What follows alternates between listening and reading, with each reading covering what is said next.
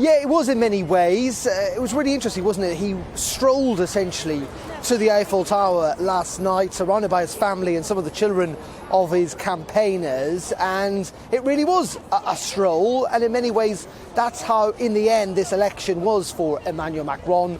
Quite comfortable, 58-42, better than some of the polls had suggested, certainly better than some of the polls suggested only a matter of weeks ago when it looked like it was going to be incredibly close with Marine Le Pen. Let's focus on the good news for Emmanuel Macron if we can, first of all. It is the first time a French president has won a second term in 2 decades. He's the first president of the Fifth Republic to have won an election while his party is also in government here.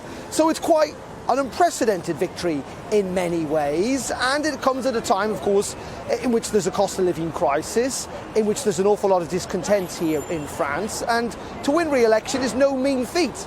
The French are normally a country that likes to cheer presidents in and then very quickly chuck them out.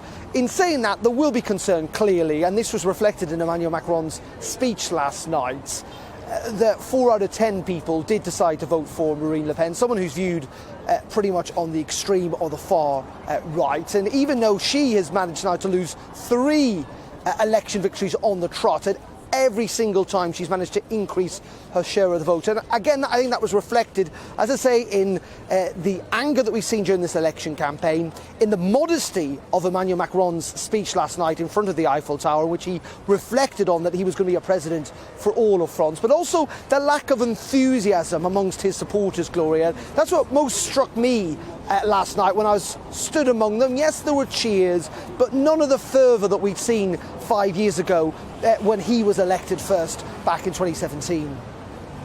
How difficult is his second term going to be?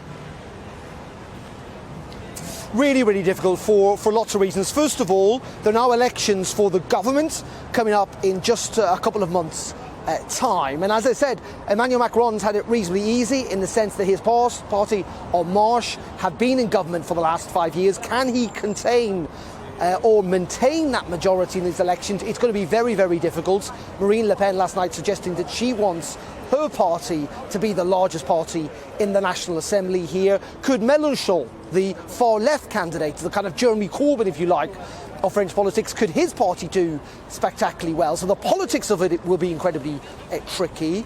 Also, Gloria, what this election campaign has completely exposed, if you like, in France are those really deep divisions between the wealthy and the poor here in France, many feeling that Emmanuel Macron was the president of the rich, if you like, but also that big divide between cities and the countryside too. Marine Le Pen doing particularly well outside in rural areas, and Paris, Emmanuel Macron trumpeted and did very well, but elsewhere he was beaten, frankly.